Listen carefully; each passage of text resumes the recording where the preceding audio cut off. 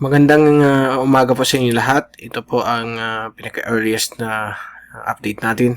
At ito po yung landfall update ng bagyong si Ulysses. Ito po ay malaking bagyo na tumama po sa Pilipinas. At ito po ay dumaan po ng Northern Bicol.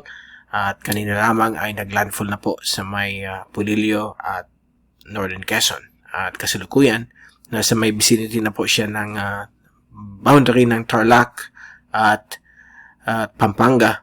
Nagbibigay pa rin ng malakas na hangin sa Metro Manila, sa ibang panig po ng Central Luzon hanggang Northern Luzon, hanggang Southern Luzon, except po sa Bicol. Nag-improve na po ang panahon dito kanina kagabi, since 10 a.m. hanggang 10 p.m.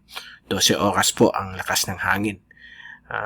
Magkaiba ito sa dalawang dumaan po ng past 2 weeks. Si Rolly, medyo mabilis ang takbo, average size lang o maliit kanyang circulation, and si Quinta ganoon din, mabilis, 6 to 8 hours lang yung lakas na hangin at ulan. But ito umabot po ng 12 oras dahil po bumagal pa ito habang nagde-develop ng kanyang eye wall at yung eye, yung tinatawag nating core system ng yung core ng bagyong ito. So ito po yung fast animation. Kita po natin dito na medyo nawala na yung eye niya kasi naglandfall na po sa malaking landmass ng Luzon, sa may Central Luzon. At kasalukuyan ay bumabilis na yung takbo niya patungo sa West Philippine Sea. So mag-emerge ito mamayang 8 a.m. o 6 a.m. Depende sa speed niya. Pero yung epekto po nito ay napakalaki po ang possible damage na dinulot ng bagyo ito. Dito sa Bicol, nagkaroon po ng mga overflowing ng mga river systems like Bicol River, Naga River, at marami pong iba. Sa Ragay, Camarines Sur, 1st District, pumaha din po doon, flash flood. So ito po ang pangkaraniwang sa mga bagyo kapag dumaan po tayo sa pinakamababang part po ng eye wall niya sa may southern portion. Mas marami po ulan na dala nito. So ito po yung track kanina, landfall po ito sa may Pulilio and General Nakar, Northern Quezon, at tumatawid na po siya sa may boundary ng Pampanga and Tarlac. So, nagbibigay pa rin itong malakas na hangin, umabot ng 150 pataas. So, damaging winds po yan. So, maraming mga power lines ang natumba. And right now, medyo down yung fiber natin. Kasi kanina up. So, probable, it's along the way towards Metro Manila ang damage po. So, ito po yung infrared satellite. So, nakikita po natin dito ang laking eye niya. Pag landfall, medyo kumalat po yung kanyang circulation. Lumaki pa yung cloud bands siya sa gitna. Nag-fill in kasi. And tumalawak po dito yung mga ulan na hangin. So, it will be the worst typhoon na tumama ng Kamaynilaan ever since Glenda or Melinio dahil po napakalawak po ng kanyang wind area na 65 kph na may malakas na gustiness lampas ng 100. Maabot po ng 300 plus kilometers ang radius niya. So, napakalawak po.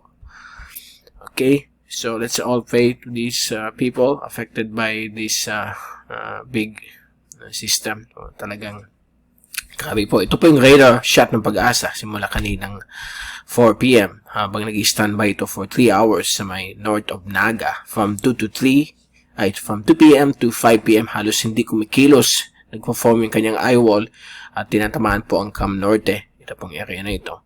Itong eye wall, itong bagyong ito. Okay?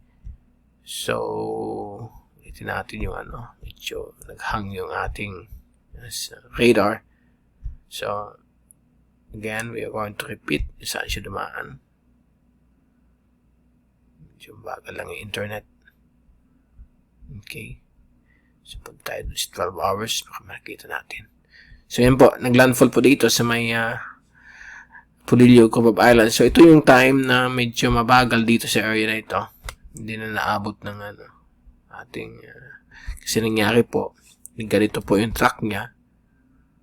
Pag ganito na sana yung track niya, na instead na gumalaw na papunta doon, ang ginawa niya, kumanito pa siya. Okay, kumanyan. And then, saka siya nag-west-northwest. So, parang nag-bounce na ball dito sa at hinalikan ang area po ng Siroma, yung kanyang eye, yung edge. So yung eye wall, naggrabe po ang Partido District and Camarines Norte. So ito yung sinasabi ko na dadaan nga dito. So ito pa rin maapektuhan, pero umabot ng bahagya ang kanyang damaging winds sa Naga City at sa ibang panig po ng Camarines Sur. So ganun po ang mga bagyo, nag-wobble effect yan. Gaya na sinabi natin kanina umaga, mag-prepare pa rin kahit na dumaan na malapit kasi may dalang itong grabing ulan. Although medyo lumakas yung hangin, but hindi naman po tayo na direct hit dito sa Naga at sa ibang areas. But grabe po dito sa mga kababayan natin na dapat natin matulungan ang mga kababayan natin sa Partido at Cam Norte. Okay, so yan po, kita po natin dito 5, 6, 7, 8, 9, 10, landfall po sa Pulilio, 11, 12, 1, 2, ayan na po siya sa may general na car. Kaya sa Manila, grabe po ang conditions doon. Kakilala natin doon, kapatid ko, talagang grabe yung hangin daw, yung epekto ng bagyo. So ito yung track, halos nag-agree lahat, nadadaan po sa may Tarlac, Pampanga. Ito yung track natin kanina, ito po yung area ng damaging winds, so abot po hanggang Metro Manila at ibang areas po ng Central Luzon. Yung eye niya nasa 60 kilometers, yung nasa malapit po sa Naga, 80 kilometers yung laki niya. So, at this time, as we speak, probably nandito na po siya. Okay? Because it's 4 o'clock. So, pwede yung hangin hindi na galing sa west, sa Metro Manila, kundi galing na po sa southwest. So, ito na po yung backside, yung eastern o southeastern eye wall ng bagyo. So, nagkakaroon kayo ngayon ng mga loss of signal ng telco sa Manila. Hindi natin makontak mga relatives natin. So, ganun po kalakas ang bagyong ito. Okay? So, lalabas na po ito ng lupa ng Central Luzon mamayang 8 a.m. Dadaan malapit sa Scarborough Shoal, 8 p.m. Then, tomorrow, Friday to 13th, 8 a.m. Lalabas na po siya ng Philippine Area of Responsibility. So, adios sa ginawa niyang kasalanan sa ating bansa. Wala tayong magagawa. That's Mother Nature. So, we have to deal or we have to adapt with this kind of wind system every year for the next decades. Dahil nandiyan po tayo, typhoon belt ang Pilipinas. Nangyayari po yan. Nauulit. But dito sa Bicol region, sabihin ko pa na sa inyo na first time po sa history, nakita ko sa mga listahan ng mga bagyo since 1948. For the first time, in a month, 3 consecutive weeks, 3 malalakas na bagyo ang dumaan sa atin. Isa, minimal. Isa, yung katamtaman, which is, ito nga, si Ulysses. Nasa gitna, kasi yung pinakamalakas si Rolly. Ay, grabe po. Lord, sana makabangon ulit tayo dahil sa epekto nitong mga bagyong ito. Sana in the next few years hanggang next 50 years, sana wala mo ng ganitong mga weather system. Sobra na po itong mga bagyong ito. Okay? So, dadalumhati tayo sa mga nangyayari. Sana naman makabangon tayo lahat. Kaya natin ito as Filipinos. Okay? So, dito muna magtatapos ang ating special coverage. Bukas o mamayang gabi, I'll try to be back to give you another update kung nasaan yung bagyo. But ang good news po, for the next 2 weeks, may cyclone break itong mga bagyo.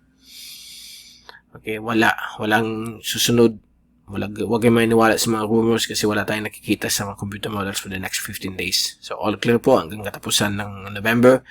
We still don't know. It's a big question mark for the month of December dahil sa December mayroon pa rin po yan. And usually, sa baba po yan, Visayas, Mindanao kasi lumalakas na po ang amihan.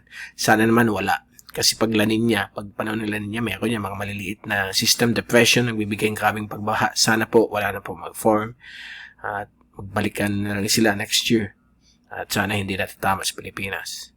Okay, mag-pray tayo na sana wala nang susunod dahil alam natin na kailangan pa natin bumangon dahil sa 3 sunod-sunod na malalakas na bagyo, mga maliliit na bagyo na dumaan sa Pilipinas. Grabe na po. Okay, since October 6 kay Ophel. So, it's time to have some break. And babalik ulit tayo sa ating MWF schedule once na mag-exit na itong bagyong si Ulysses. Babalik ulit tayo sa MWF for the regular weather update, graphical satellite analysis. So, pardon me for not creating that every day because nakatutok tayo more dito sa coverage ng bagyo, sa mga updates. At sa mga nakikinig po, o nagsusubaybay sa atin sa Facebook, sa YouTube. I apologize na po for not answering all your queries. Alam natin na napakarami po tayong ginagawa. Lalo na yung pag-talk natin sa media. Every day, every hour, pag nandiyan yung bagyo. Okay? So, I hope everybody is in good hands, in God's hands. Let's pray tayo na sana makabangon tayo at balik ulit tayo sa positive way of life. Mula sa Typhoon 2000, ito si Mike Padua. Good night to all. Although wala pa tayong tulog, kailan tayong mag-rest. Good day and happy Thursday to all of you. Bye.